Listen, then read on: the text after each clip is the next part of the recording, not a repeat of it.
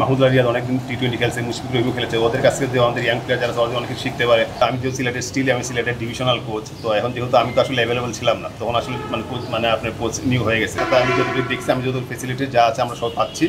যে সময়টায় আসলে এনসিএল টি20টা শুরু হচ্ছে, মানে যেই উদ্দেশ্য নিয়ে বা প্রত্যাশা নিয়ে সিজন বৃষ্টি সব কিছু মিলে আসলে এটাকে আইডিয়াল সিচুয়েশন কিনা বা আইডিয়াল সময় কিনা কি মনে হচ্ছে আপনার? দেখেন, এখন যে পরিস্থিতি বা আমাদের যে শিডিউল যে আপনি ধরেন, তারপর আবার এনসিএল 4 ডে আছে, তো আমার কাছে মনে হয় যে কিছুটা হলে আমাদের ম্যানেজ করা উচিত। বিকজ অফ এর আগে কিন্তু কখনো বিপিএল আগে দেখুন একটা টুর্নামেন্ট হয় না। যেহেতু এই টুর্নামেন্টটা হচ্ছে, আমি মনে করি যে আমাদের যারা প্লেয়ার আছে, অনেক প্লেয়ার আছে যে আমরা চিনি না, অনেক সময় বিপিএলে যে আপনি অনেকে আপনারা দেখছেন। তো এই টুর্নামেন্ট আমি মনে করি যারা ইয়াং প্লেয়ার আছে, অনেক প্লেয়ার আছে, আননোন প্লেয়ার আছে, যেহেতু প্রত্যেকটা ডিভিশন প্লেয়ার খেলবে, তো আমি মনে করি এটা আসলে সাধুবাদ জানানো উচিত।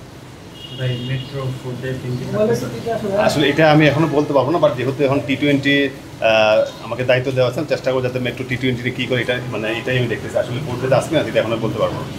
মানে অনেক ক্রিকেটে এনসিএলে দেখতে পাচ্ছি যে কিছু ডোমেস্টিক অনেক ক্রিকেটে খেলে, যেমন এক্সাম্পল দিয়ে যদি বলি আইচ মোল্লার কথা, কিন্তু এরকম অনেক তরুণ ক্রিকেটার আছে যারা কোনো দলে সুযোগ পায়নি। আবার অনেক ক্রিকেটকে দেখছে যারা হয়তো বা একেবারে ক্যারিয়ার শেষ পর্যায়ে আছে, তারা খেলছে।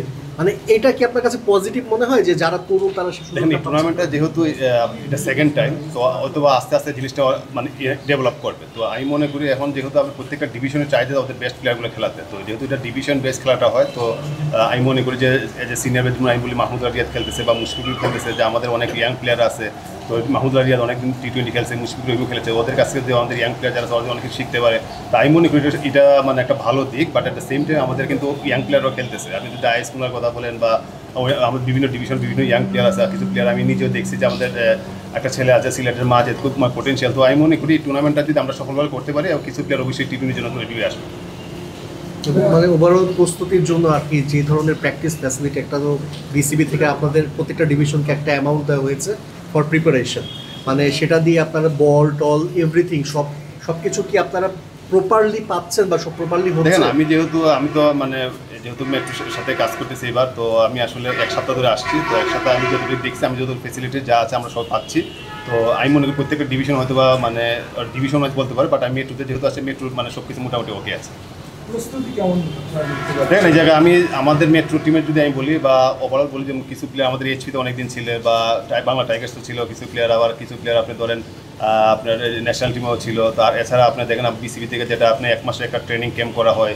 তো আমি মনে করি একটা প্লেয়ারের প্রিপেয়ার, যেহেতু আমাদের প্রফেশনাল প্লেয়ার এই জায়গাতে আমার বিসিবির কিছু কন্ট্রাক্টেড প্লেয়ারও আছে, আপনার ফার্স্ট ক্লাস কন্ট্রাক্ট, ওরা তো সারা বছর প্র্যাকটিস করাটা উচিত।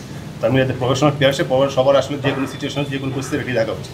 মানে আপনি নিজে সিলেটের, কিন্তু ঢাকা মেট্রোর কোচিং করাচ্ছেন, একটু হলেও কি মন খারাপ কিনা? অবশ্যই দেখেন, যে আমি তো মনে করেন আমি যেহেতু সিলেটের স্টিলে আমি সিলেটের ডিভিশনাল কোচ, তো এখন যেহেতু আমি তো আসলে অ্যাভেলেবল ছিলাম না, তখন আসলে মানে আপনার কোচ নিউ হয়ে গেছে। যেহেতু এনসিএল মানে এখন লাস্ট মোমেন্টে আপনার ওই ঢাকা মেট্রোটা যেহেতু একটু কিছু, তো লাস্ট মোমেন্টে আমাকে এখন ইনক্লুড করা হয়েছে। আর কিছু প্লেয়ার আমরা দেখতে পাচ্ছি যে ডিভিশনের প্লেয়ার ওই ডিভিশনে খেলছে না, যেমন ধরি এক্সাম্পল দিয়ে মুশফিকের কথা যদি বলি, সে সিলেটের হয়ে গেছে। মানে আপনার কি মনে হয় যে ডিভিশনকে ওই ডিভিশনে খেলা উচিত কিনা, কি মনে হয়? দেখেন, আমি যদি আমার কাছে মনে হয় যে ডিভিশন থেকে ইম্পর্টেন্সের প্লেয়ারটা আসলে সুযোগ পাচ্ছে কিনা। আমি যদি মুশফিকুর রহিম কথা বলি, মুশফিক কিন্তু আপনি দেখবেন যে সিলেটের কোনো একটা সিলেটে হয়, কিন্তু সে এনসিএল খেলছে। তো সব কিছু মিলে আমি মনে করি আসলে সুযোগ পাওয়াটা ইম্পর্টেন্ট। আপনি দেখবেন যে সিলেটে অনেক প্লেয়ার বেশি, বা চিটংয়ে কম, আবার চিটংয়ে অনেক প্লেয়ার বেশি, যদি ইকুয়াল করা হয় তাহলে টুর্নামেন্টটাও ভালো হবে, আপনার আসলে প্লেয়ারের জন্য একটা অপরচুনিটিও তৈরি হবে।